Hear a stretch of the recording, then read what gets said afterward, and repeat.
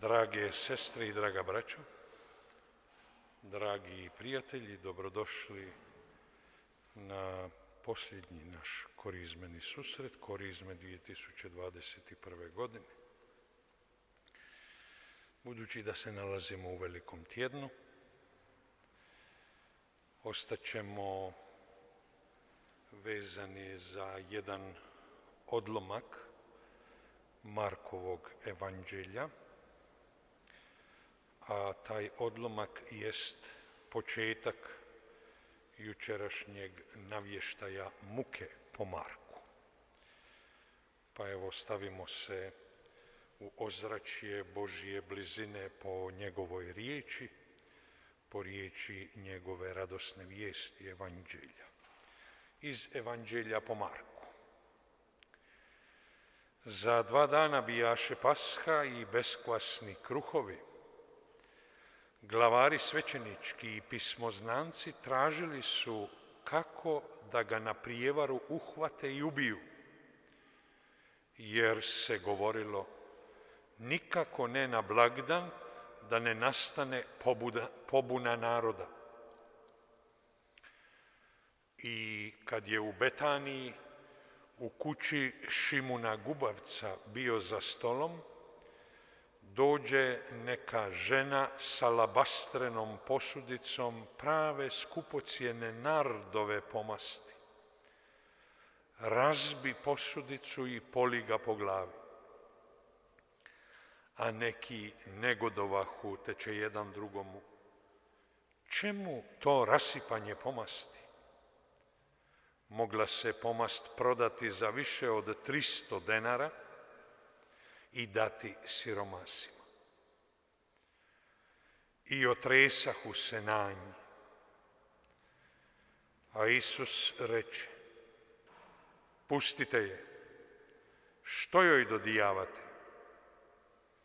Dobro djelo učini na meni.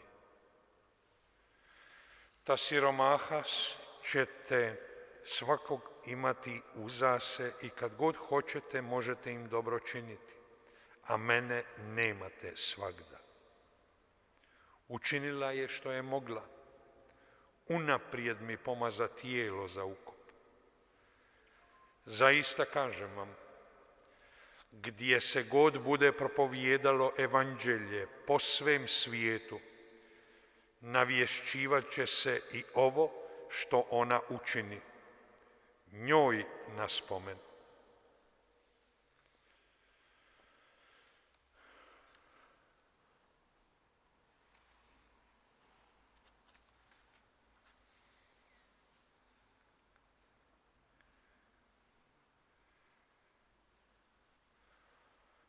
Sestri i braćo, u Markovom evanđelju, kao i drugdje, 3 put se navješta Isusova muka i uskrsnuće. Najprije je to u 9. glavi i poče ih poučavati kako Sin čovječi treba da mnogo pretrpi, da ga starješine, glavari svećenički i pismoznanci odbace, da bude ubijen i nakon 3 dana da ustane. Otvoreno im to govoreše. Drugi navještaj u sljedećoj glavi. Govoraše im: Sin čovječi predaje se u ruke ljudima, ubit će ga, ali on će, ubijen, nakon 3 dana ustati. Oni ne razumiješe te besjede, a bojahu ga se pitati. I treći navještaj muke i uskrsnuća. U 11. dakle sljedećoj glavi. Tada Isus opet uze 12 i poče im kazivati što će ga zadesiti. Evo, uzlazimo u Jeruzalem i Sin čovječi bit će predan glavarima svećeničkim i pismoznancima. Osudit će ga na smrt, predati poganima, izrugati i popljuvati, izbičevat će ga, ubit će ga, ali on će nakon 3 dana ustati. 3 navještaja muke i uskrsnuća govore da je navještaj savršen. da drugačije ne može biti. Protiv Isusa se skivala zavjera. U Ivanovom evanđelju čitamo: za 2 dana bijaše Paska i beskvasni kruhovi. Glavari svećenički i pismoznanci tražili su kako da ga na prijevaru uhvate i ubiju. Nikako ne na blagdan, da ne nastane pobuna naroda. To je ovo što smo čuli u Markovom evanđelju. Ivan, a glavari svećenički i farizeji izdadoše naredbu: ako tko sazna gdje je, neka dojavi da ga uhvatimo. Narod je išao za Isusom. Silan svijet.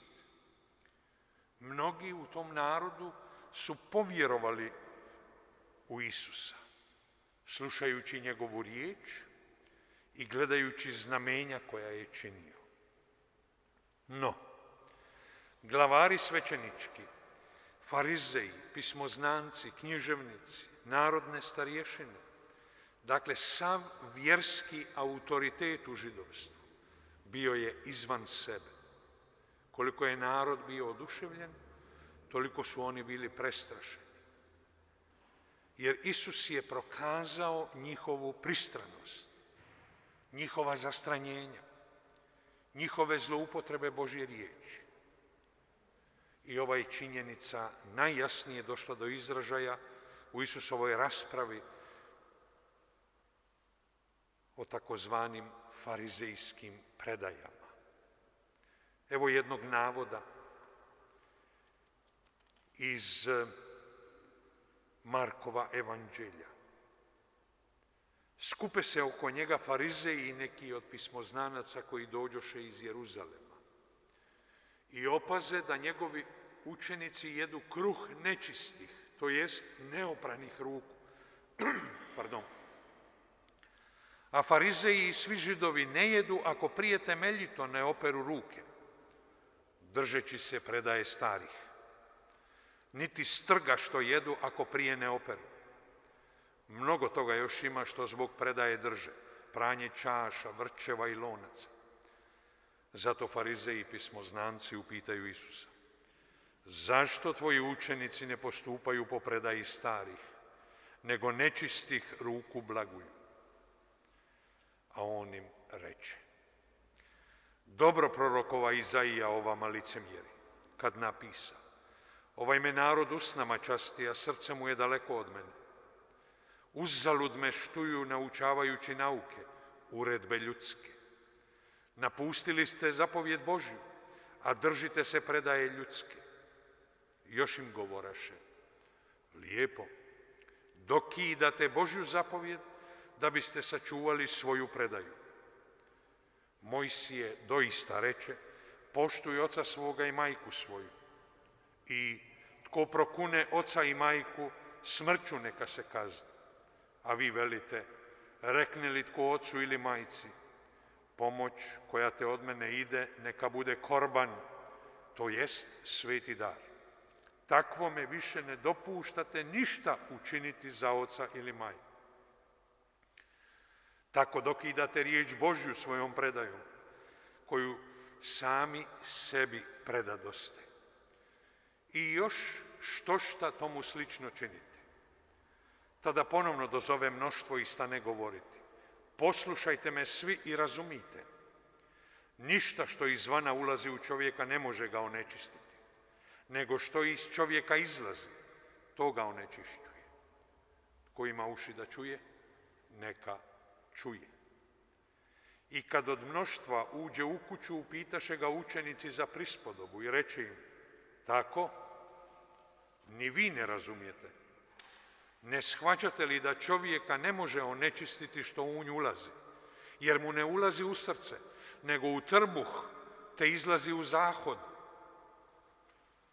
Tako on očisti sva jela. Još dometnu: što iz čovjeka izlazi, to onečišćuje čovjeka. Ta iznutra, iz srca čovječega, izlaze zle misli, bludništva, krađe, ubojstva, preljubi, lakomstva, opakosti, prijevare, razuzdanost, zlo oko, psovka, uznositost, bezumlje. Sva ta zla iznutra izlaze i onečišćuju čovjeka. Tako nam prenosi evanđelist Marko u svojoj 7. glavi. Isus je svojim životom i svojim propovjedanjem razobličio ljudske zapovjedi koje su židovske vjerske vođe ustoličili na mjesto Božje zapovjedi. Njihov nauk je doista njihov, a ne Božji. Dokinuli su Božju riječ da bi na njezino mjesto ustoličili ljudsku riječ i ljudske uredbe. Postavili su se iznad Božjega zakona, iznad Božje riječi, iznad same Božje volje i svoja tumačenja, svoje predaje, svoje uredbe, svoje običaje proglasili Božjima, te su ih onda tovarili kao nesnosna bremena na leđa ljudi. Umjesto da ljude uče putu Božjemu, učili su ih samo putu svojemu. Umjesto da ljudima prenesu Božju zapovjed, prenosili su im samo svoje uredbe, takozvane uredbe i predaje starih. Isusovo propovijedanje i život, navještaj radosne vijesti, jednoznačno pokazuju da je posrijedi obmana, laž, teško zastranjenje koje graniči s nevjerom, s bezbožstvom. Njihovo srce glavara svećeničkih, pismoznanaca, farizeja je otvrdnulo, ogrezlo, hermetički se zatvorilo spram radosne vijesti. Čak i ako ne razumiju do kraja da se Isus obraća njima i da od njih traži da se obrate i povjeruju u radosnu vijest, u istinu Božje objave. Veoma oni dobro razumiju, recimo tako, događanje naroda, jer vide da narod hrli za Isusom, da narod kliče Isusu Hozana, sinu Davidovu, da su mnogi iz tog naroda povjerovali u Isusa kao obećanoga Mesiju, čak u njegovo bogosinovstvo, da je on sin Božji, Krist pomazanik. Tako je Isus svojim propovijedanjem, svojim znamenjima, svojim dobročinstvima, jednom riječju, svojim navještanjem radosne vijesti stvorio tešku i masovnu opoziciju u narodu prema glavarima svećeničkim, farizejima, pismoznancima. U njima se javio strah, a sa strahom se javila i zavist.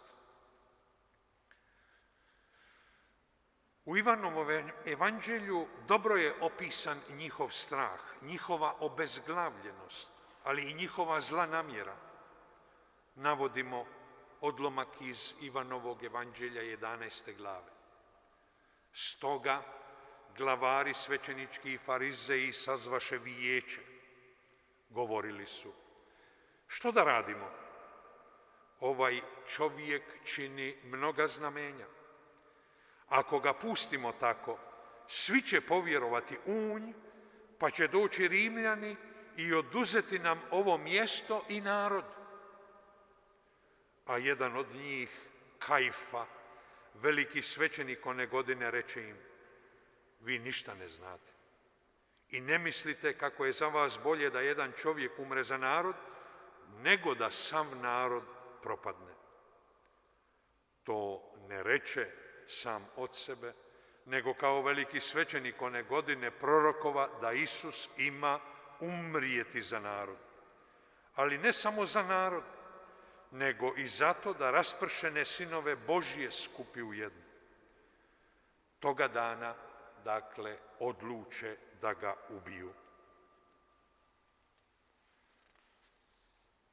Prije nego će se to dogoditi, dakle, hapšenje i likvidacija Isusa, u Markovom evanđelju s kojim započima njegov izvještaj o Isusovoj muci i smrti, čuli smo dogodilo se pomazanje u Betaniji. Isus dosljedno, ali nepodnošljivo dosljedno, ostaje vjeran do kraja svojoj riječi, svome svjedočanstvu, istini svoga evanđelja.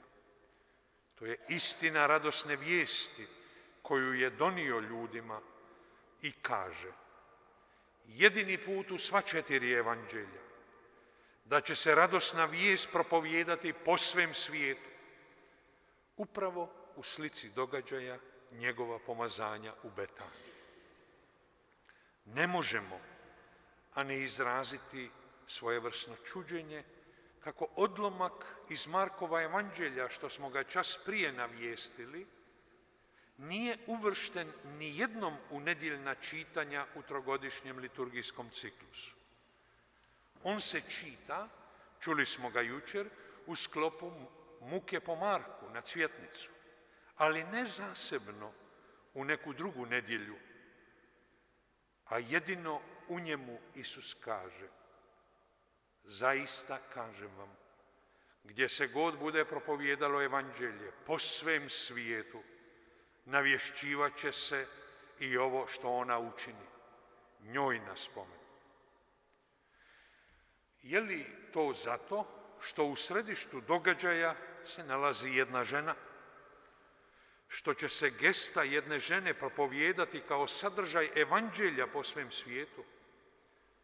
Ali onda je opet još direktnije, ne na Isusov spomen, nego na spomen žene koja je u kući Šimuna Gubavca, dok je Isus sjedio za stolom, došla s alabastrenom posudicom prave, skupocjene nardove pomasti, razbila je posudicu i polila Isusa po glavi.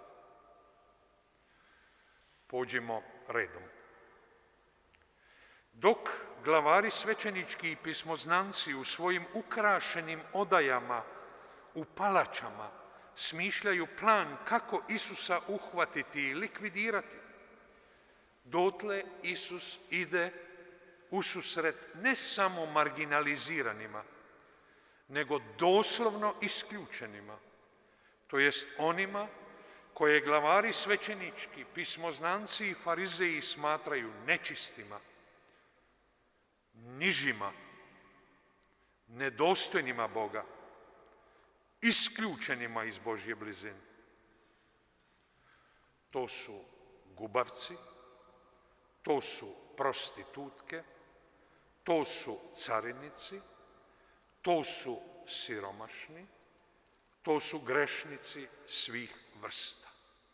I tako nam se oni pojavljuju i predstavljaju u evanđelju.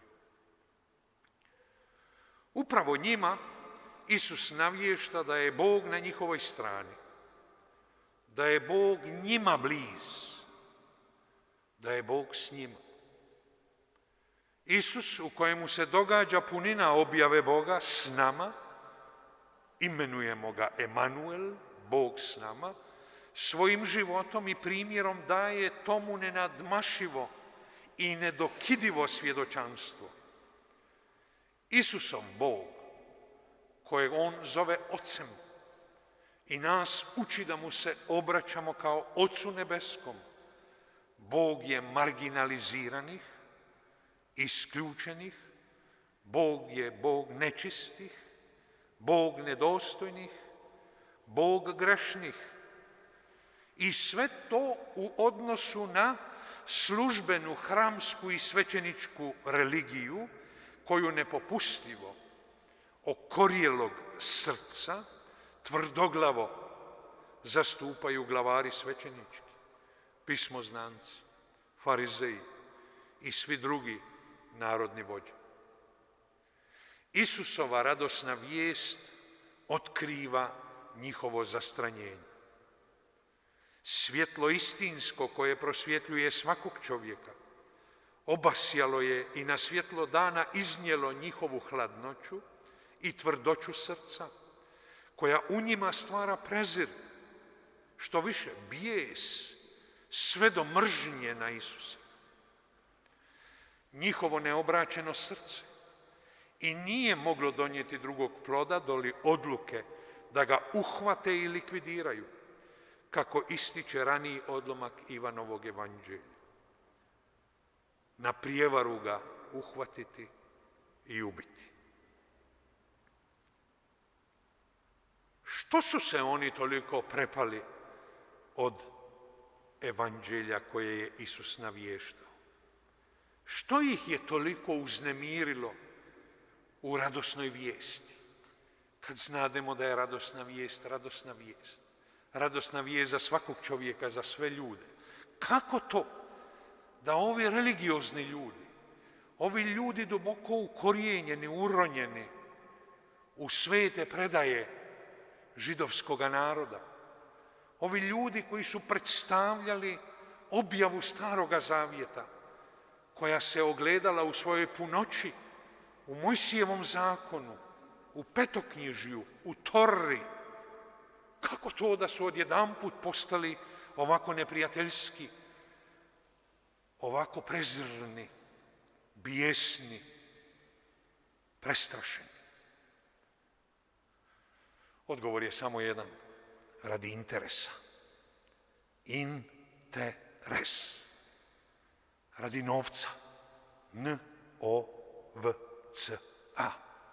Radi položaja, radi ugleda, radi onoga svega što je njihova služba u narodu njima nosila. Nisu bili spremni odreći se mamona. Njihov Bog je mamon, novac. Porez što su ga ubirali, vjerski porez. Njihov ugled u društvu koji se gradio na toj laži. Nisu ga se htjeli odreći. Eto zašto radosna vijest ne može doprijeti do srca čovjekova. Kad je čovjek zaokupljen mamonom, kad je čovjek zaokupljen egoističkim interesima, kad je čovjek sam usredotočen na sebe i svoje sebične prohtjeve i želje, tada kao da je podigao zasun, armirani zid, koji ne dopušta da se do njegova srca probije radosna vijest. To je pogano srce koje se kupa u mamoni. A Isus dolazi u Betaniju.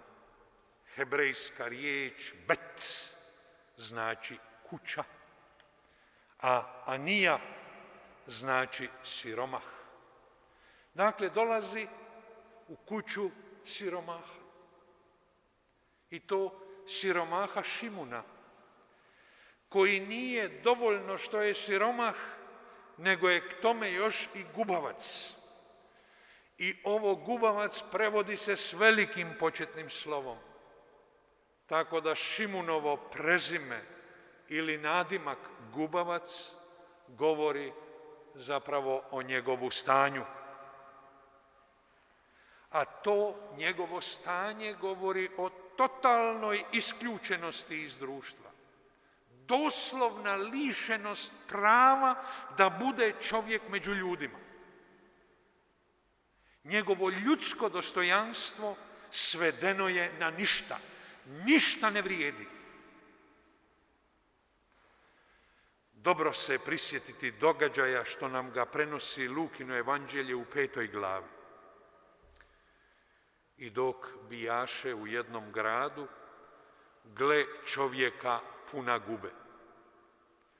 Ugledavši Isusa, padne ničice i zamoli ga: Gospodine, ako hoćeš, možeš me očistiti. Isus pruži ruku, dotakne se, govoreći: hoću, očisti se. I odmah nesta gube s njega. I zapovjedi mu: nikome ni riječi, nego otiđi, pokaži se svećeniku i prinesi za svoje očišćenje, kako propisa Mojsije, njima za svjedočanstvo. radi li se o istome gubavcu kojega je Isus ranije izliječio od gube, o kojemu nam svjedoči Lukino evanđelje, a sad je ušao u njegovu kuću u Betaniji i sjeo s njime za stol? U svakom slučaju, Isus je ozdravljajući gubavca dirnuo ga rukom i tako samog sebe onečistio. Učinio je sebe nečistim, obredno nečistim i utoliko nedostojnim Boga i Božje blizine. I to mu hitaju reći glavari svećenički, farizeji i pismoznanci. A u Markovom evanđelju, što više, Isus ulazi u kuću gubavca. I ne samo da mu je ušao u kuću, nego je sjeo s njime za stol. Nije se mogao Isus gore upropastiti u očima svećeničkih glavara i farizeja, to jest službene hramske svećeničke religije, od ovoga kako se upropastio. Posve se onečistio. Posve se isključio iz službene vjere, iz obredne čistoće, iz vjernosti zakonu. Time je postao naš Gospodin Isus nedostojan Boga i Božje blizine u očima glavara svećeničkih, pismoznanaca i farizeja. I ni to nije sve.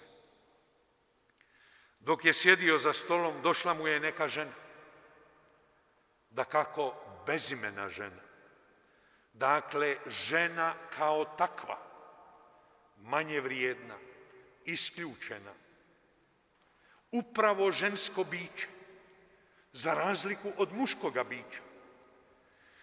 I ta žena, nevrijedna, bezvrijedna, isključena, donijela je najskupocijeniju pomast, toliko vrijednu da su neki oko Isusa, očito ih evanđelist Marko ne želi niti nazvati učenicima, jer nisu dostojni zvati se učenicima, vidjet ćemo to, negodovali su s naslova rasipnosti, u smislu da se ona mogla prodati za čak 300 denara, čuli smo to i večeras u večerašnjem odlomku evanđelja, a tih 300 denara vrijedi 300 nadnica.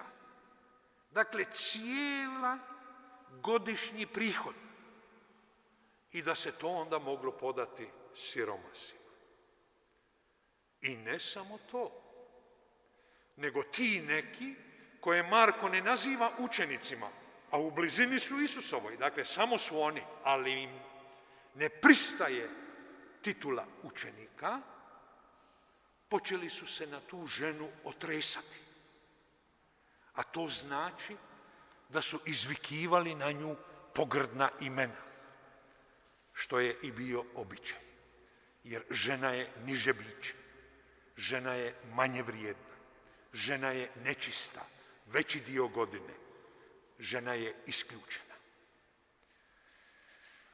Ta bezimena žena je skupocjenu nardovu pomast donijela u alabastrenu posudicu koju je doslovno razbila.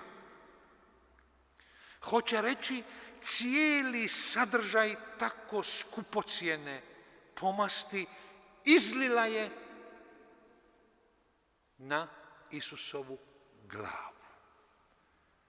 U večerašnjem odlomku iz Ivanovog evanđelja, liturgijskog čitanja, čuli smo kako je Marija 6 dana pošto je Isus uskrisio Lazara, ugostila Isusa, i Marta i Lazar u znak zahvalnosti, i kako mu je ona zapravo sa pomašću pomazala noge, ali ne glavu. Ova gesta izlijevanja pomasti na glavu ima silno veliku simboličku vrijednost i pozivam vas da se dobro držite sada za svoje klupe.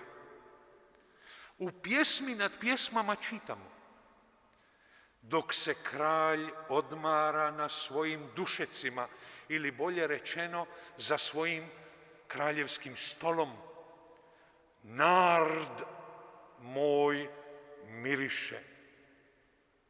Nard je pomast, najmirisljivija pomast, toliko mirisna da je nekoliko kapi nardova miomirisa bilo dovoljno da zamiriše cijela kuća.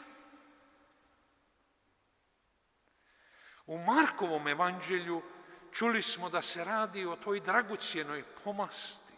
Međutim, u grčkom jeziku stoji riječ pistekes, vjerna, ne dragocjena, nego vjerna pomast, u čijem korijenu stoji riječ pistis. I tom riječju u cijelom Novom Zavjetu naziva se vjera. U Novom Zavjetu rečenom vjera jest pistis. U tom smislu nard je dragocjena pomast utoliko ukoliko je zapravo vjerna pomast. Miomirisna nardova pomast je dakle izraz vjerne ljubavi ove žene, bezimene, žene kao takve, ženskoga bića koje u židovstvu je manje vrijedno, je isključeno, je nečisto, je rubno. I ona iskazuje tu vjernu ljubav prema Isusu. Alabastrena posljedica je razbijena, a to znači da je žena cijeli sadržaj nardove pomasti. Točnije, svu svoju vjernu ljubav iskazala prema Isusu. Bez ostatka u svome životu, u svome biću, u svojoj ljudskosti, u svojoj ženskosti, u svojoj biti žena, iskazala je prema Isusu. Tako nam evanđelist Marko prikazuje ženu kao istinsku, autentičnu Isusovu sljedbenicu bez ostatka. Ona ga je spremna, drugim riječima, slijediti sve do križa. Žena ga izlijeva nardovom pomašću, miomirisom, i to po glavi, a ne po nogama. Isus time prihvaća svoju sudbinu. On će biti ubijen na križu i umrijet će na križu. Smrt znači smrad, znači zaudaranje, znači nekroziju, propadanje. Miomiris nardove pomasti znači ugodu, užitak, život. Žena u Isusu prepoznaje, dakle, pravoga kralja, istinskoga kralja, ali kralja koji ide ususret smrti, koji će se predati u smrt. Isusovo kraljevsko dostojanstvo pokazat će se u svem njegovoj raskoši, na jedinom njegovom tronu, a to je tron križa. Znamo da je Pilat dao napisati ponad glave raspetoga Isusa Krista: Rex Judeorum, kralj židovski, Židova. Pomazanje u Betaniji ne smijemo brkati, dakle, s druga dva pomazanja. Naime, poznato nam je iz evanđelja da su još dvije žene, već smo jednu spomenuli, spomenut ćemo ponovno da utvrdimo gradivo, pomazale Isusa, ali nikada njegovu glavu, nego samo noge. To je učinila Lazarova sestra Marija, prema svjedočanstvu Ivanovog evanđelja, što smo čuli večeras u liturgijskom misnom čitanju evanđelja, i to je učinila jedna druga žena, opet bez imena, ali zato poznata po zanatu, naime grešnica, ili ti ga prostitutka. Prema svjedočanstvu Lukinog evanđelja navodimo: neki farizeji pozva Isusa da bi blagovao s njim. On uđe u kuću farizejevu i priđe k stolu. Kad eto neke žene koja bijaše grešnica u gradu, dozna da je Isus za stolom u farizejevoj kući, pa ponese alabastrenu posudicu pomasti i stade odostrag kod njegovih nogu. Sva zaplakana, poče mu suzama kvasati noge. Kosom ih glave svoje otirala, cijelivala i mazala pomašću. Umjesto mazanja nogu, pomazanje u Betaniji događa se na Isusovoj glavi. U pjesmi nad pjesmama čuli smo: miomiris nardove pomasti izražavao je ljubav zaručnice prema kralju, njezinom zaručniku. Pomazanje glave u starozavjetnih proroka i u psalama označava sam božanski čin kojim se posvećuje osoba. Dakle, mazati noge mogu ljudi, ali mazati glavu može samo Bog. Kod proroka Izaije čitamo: duh Jahve Gospoda na meni je, jer me Jahve pomaza. Posla me radosnu vijest donositi ubogima, iscijeliti srca slomljena, zarobljenima navijestiti slobodu i sužnjevima oslobođenje. U Starome zavjetu, dakle, pomazanje glave se isključivo vršilo nad svećenicima i kraljevima. Bog je pomazivao svećenike i kraljeve. A čin pomazanja glave vršili su u ime Božje isključivo svećenici i proroci. Evanđelist Marko opisom Isusovog pomazanja u Betaniji nam pokazuje dva radikalno suprotstavljena stava. Toliko suprotstavljena da nam konačno može biti jasna razlika između Staroga i Novoga zavjeta. Prvi stav predstavlja žena, manje vrijedna, isključena, bezimena, nečista. Stavi si to u glavu. Ona prihvaća Isusa za kralja. Ona vjeruje da je Isus Mesija. I to kralj Mesija koji visi na križu. I njezin čin pomazanja, kako Isus u nastavku kaže, učinila je za moj ukop, da ne zaudara, ne smrdi, nego da blešti od ljepote miomirisa. Za žrtvu njegovu na križu, koja u potpunosti objavljuje smisao i značenje njegovog kraljevskog dostojanstva. Nema zlata, nema žezla. I njegova kraljevstva. Njegov tron je križ. Njegovo kraljevstvo je ono što iz tog križa se razlijeva na nas. A to je Božja ljubav, milosrdna ljubav. Jesmo li mi možda malo išli u krivo? Za razliku od žene, stav ostalih, koje u ovom odlomku Markova evanđelja Marko ne naziva učenicima, nego neki, jer očito da ih nije smatrao imena učenika, govori da im Isusova smrt prije svega je neprihvatljiva, a onda i neshvatljiva. Znamo, oni su se razbježali, zatvorili su se u prostoriju iza zaključanih vrata u strahu od Židova, da i njih neće zadesiti ista sudbina kao sudbina njihovog učitelja koji je eto skončao na križu, na najsramotnijem drvu, na način najsramotnije smrti. I zato je njima Isusova smrt označila definitivni poraz. Gubitak bez povratka.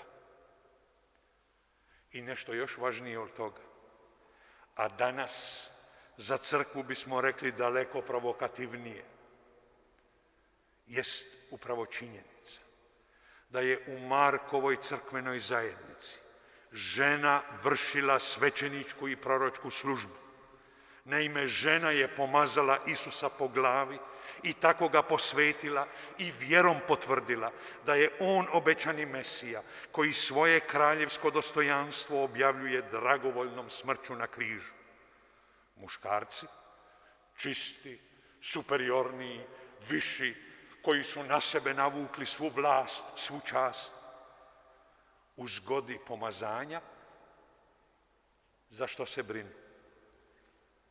Za novac. To jest za cijenu koliko ta nardova pomast košta. A na ženu se okomljuju i nasrću osornim riječima. I tako vam je, drage sestre, do danas. I nismo li mi tome doprinijeli? Prekoravajući je. Zašto ona to čini? Ko je nju opunomoćio za to? Odakle njoj pravo da to čini?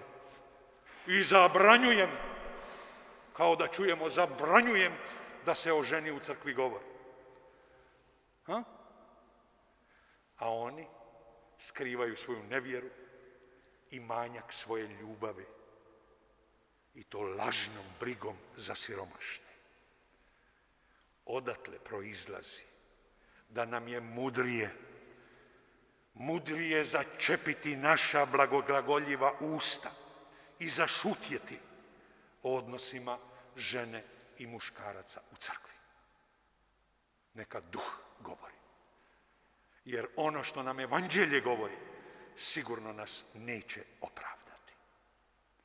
Dok glavari svećenički i pismoznanci i farizeji, sve od reda muškarci, odbijaju Isusa i traže da ga se uhvati, i to na prijevaru.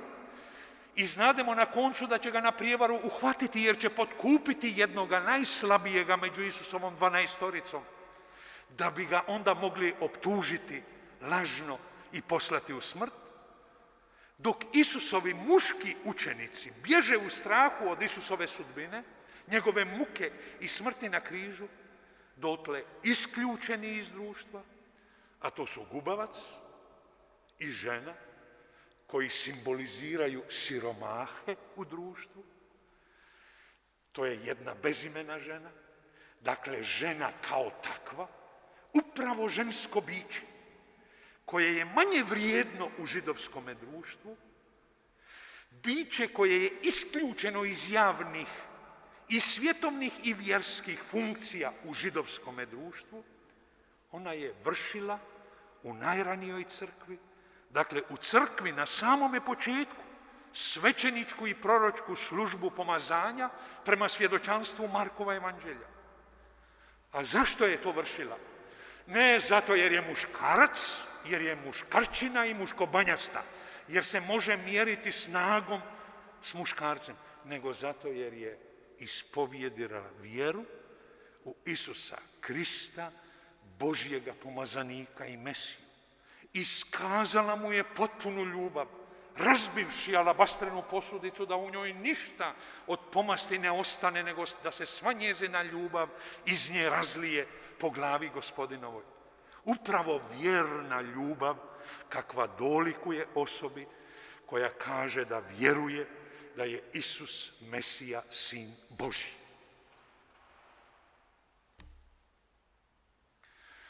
Evanđelist Marko nam prenosi da su, navodim, neki negodovali zbog rasipanja skupocjene nardove pomasti. Čak ih Marko ni ne naziva učenicima. Ponavljam, jer učenik je uvijek kakav takav nasljedovatelj. Uvijek ima kakvu takvu vjeru. Uvijek ima kakvu takvu ljubav. A on ih ovdje naziva nekima, to jest nitkovima. jer oni govore o rasipanju pomasti. A Isus je govorio o gubitku vlastitoga života. Tko god hoće spasiti svoj život, taj će ga izgubiti. A tko izgubi svoj život poradi mene, taj će ga spasiti. Taj će za uzvrat dobiti neprolazni, vječni život. Ja, Isus Krist, svojom glavom, svojom sudbinom, svojim životom garantiram, Sin Božji. A neki se otresaju onda i nasrću na ženu. Dakle, ne učenici, ne nasljedovatelji Isusa Krista. Nikad se oni ne otresaju na ženu. Nikad ne nasrću na ženu. Nikad o ženi ružno ne govore. Nikad se ženi ne prijete. I nikad ženi ništa u crkvi ne zabranjuju. Učenici. Ali neki ne mogu prihvatiti ženu. Upravo po zakonu drže je nižim bićem, nevrijednim bićem, nečistim bićem. Biće koje je utoliko po zakonu daleko od Boga, gotovo pa isključeno iz Božje blizine. I da takva žena vrši ovako uzvišenu službu, koja je bila rezervirana samo za muškarce. I ne samo to, nego samo za svećenike i proroke. Da ih je dakle žena u crkvi vjernošću i ljubavlju prema Isusu Kristu, našem Gospodinu, pretekla i zadobila od samoga našeg Gospodina tako visoko priznanje.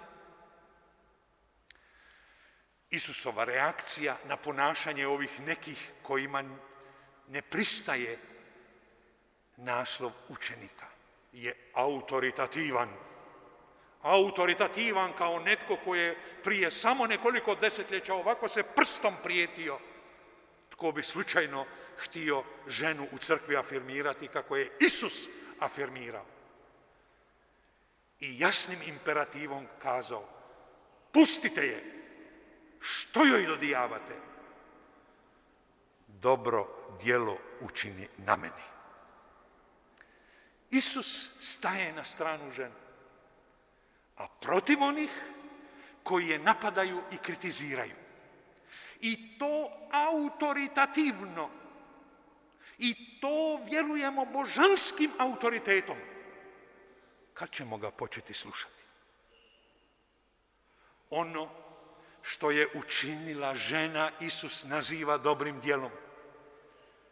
Ono isto što čitamo u knjizi Postanka, da sve što je Bog učinio bijaše dobro, a u posljednjem navratu veoma dobro, savršeno.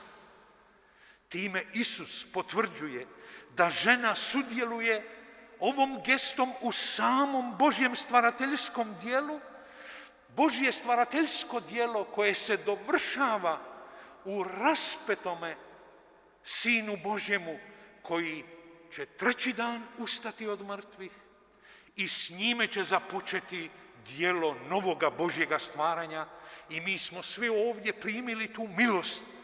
Mi smo u Kristu novi stvor. I nema više obrezanje ni neobrezanje, nema više ni muško ni žensko, ni rob ni slobodnjak, ni Židov ni Grk, nego samo novo stvorenje. Tko god polaže svoj život iz ljubavi, nastavlja to Božje stvarateljsko djelo, koje je dobro djelo, lijepo djelo, privlačno djelo, uzorno djelo, djelo dostojno učeništva Isusa Krista. Isus kaže svojima, nama, da siromaha svagda imate uza se i kad god hoćete možete im dobro činiti. A mene nemate svagda. Ukazujući nam da logika pomaganja siromaha je logika davanja u većini od svoga suviška. To je milostinja.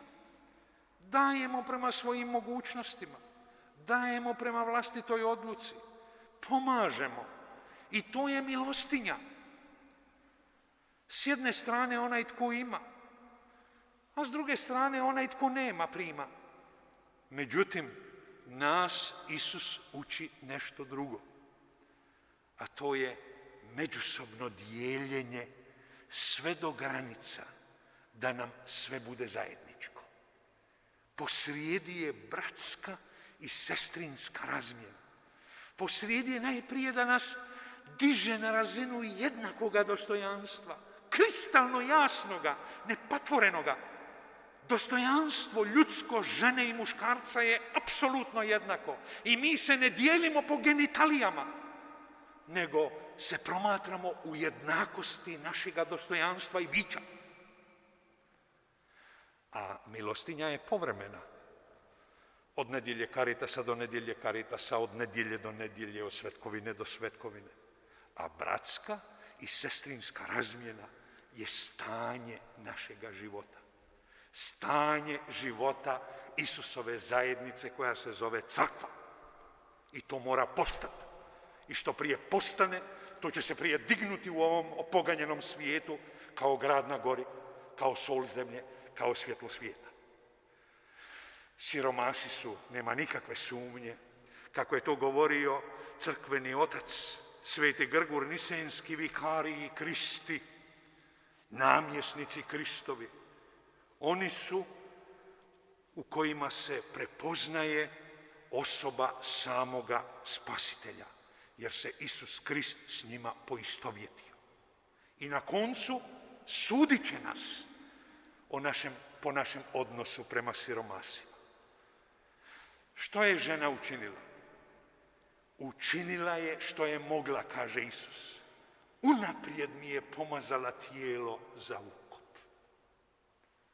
Na primljenu ljubav ova žena je uzvratila ljubavlju. Nije to ženina ljubav, nego to je ljubav koju je ona osjetila iz Isusa. To je ljubav koju je Isus izračio iz sebe u nju. To je ljubav koja je nju privukla k Isusu. To je Božja milosrdna ljubav koju je ona najbolje kao žena, samo kao žena, žensko biće, niže biće, manje vrijedno biće, isključeno biće, nečisto biće, osjetila u Isusovoj drugačijem odnosu. A to je da ljubi sve jednako i žene i muškarce. I da prihvaća ženu. I da je svojom ljubavlju prigrljuje. I da je on, vječna riječ očeva, obećani Mesija, rođen od žene. Da je došao kroz to žensko, nečisto, prljavo, ukaljano, niže, bezvrijedno žensko tijelo.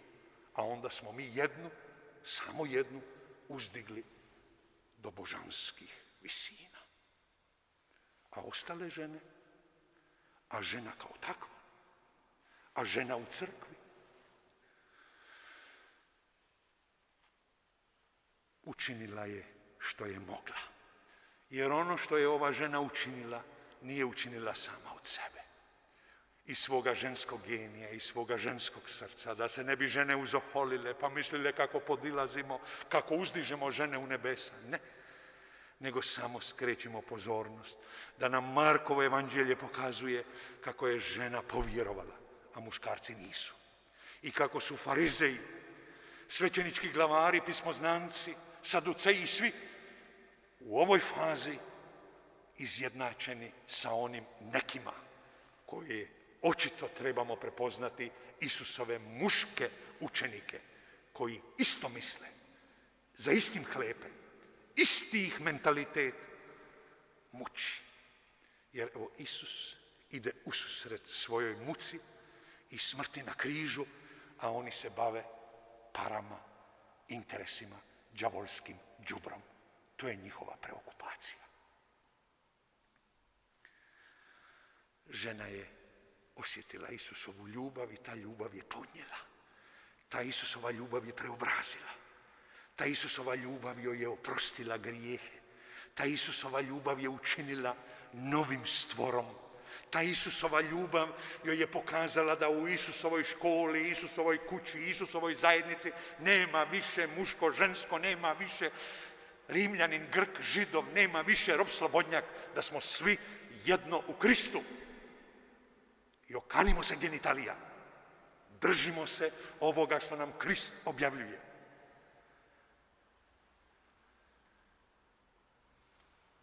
I još da stvar bude gora.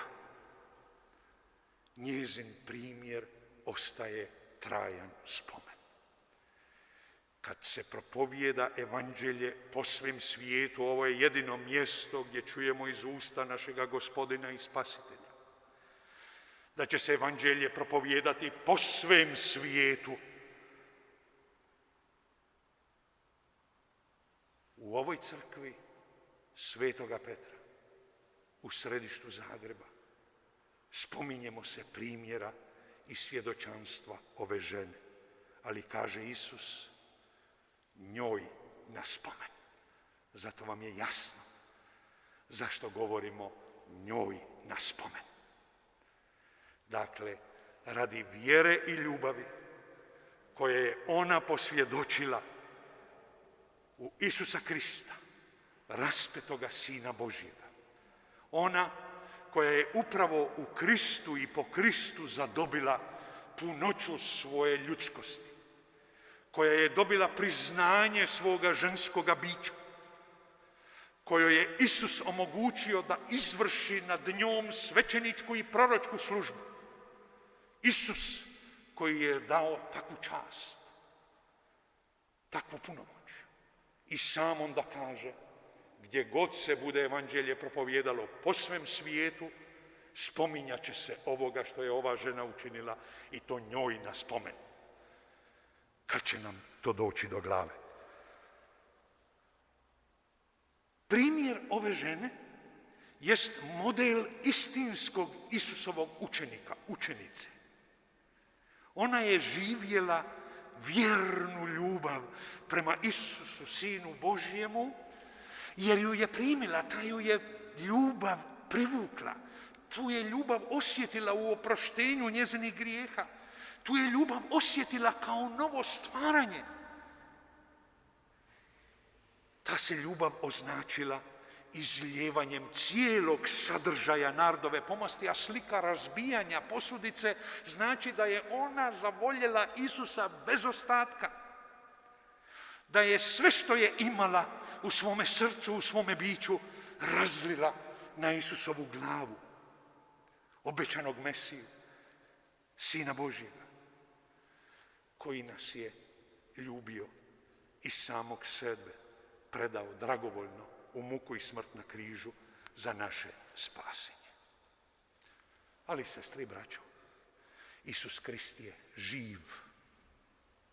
On jest umro na križu i bio je pokopan i 3 dana je proboravio u grobu i sišao na carstvo mrtvih. Ali Bog Otac Gospodina našega Isusa Krista, Bog Otac svih ljudi, podjednako žena i muškaraca koje upravo u svome jedinorođenomu Sinu Isusu Kristu prihvaća kao svoje kćeri i svoje sinovi i ne pravi razlike polazeći od njihovih genitalija. On je svoga jedinorođenoga Sina pozvao iz smrti u život. On ga je, jer mu je bio vjeran do kraja kao njegov ljubljeni jedinorođeni Sin, uskrsnuo ga. I to je Božja ljubav. Vjernom ljubavlju i ljubavlju vjere mi priznajemo da je Bog onoga Isusa iz Nazareta, rođenog od ponizne djevice Marije, kojega su židovski vođe na prijevaru predali Rimljanima, Rimljani ga nevina osudili i razapeli na križ, osramotivši ga, lišivši ga svakog dostojanstva, da ga je Bog uskrsnuo od mrtvih i vratio svima nama jednako dostojanstvo djece Božje.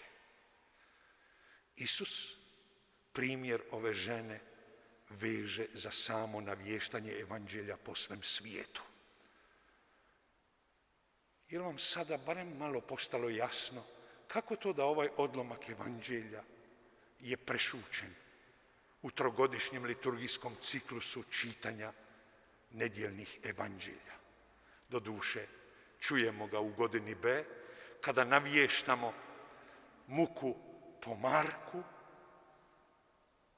kao uvod u tu muku, i obično smo fokusirani na muku, i ko će se još baviti ovakvim detaljima kakvi su uvod u povijest muke Gospodina našega Isusa Krista.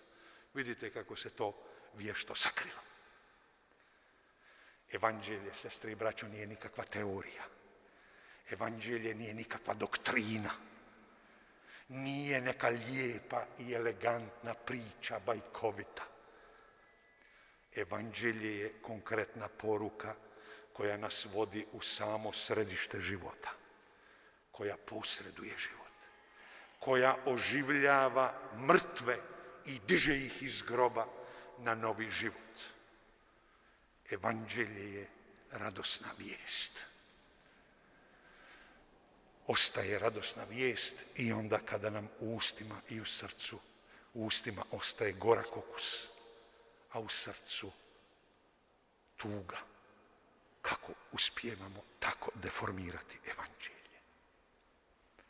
Neka Gospodin naš Isus Krist, Sin Božji, raspeti i uskrsli, pomogne nam da živimo njegovo evanđelje i da nasljedujemo njegovo evanđelje i da se okanimo logike glavara svećeničkih i farizeja koji se nazivaju kršćanima.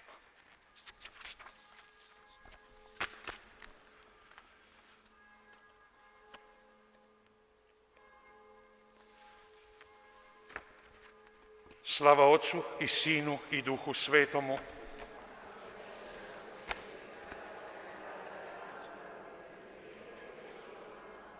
Evo, dragi prijatelji, sestre i braćo, time smo zaključili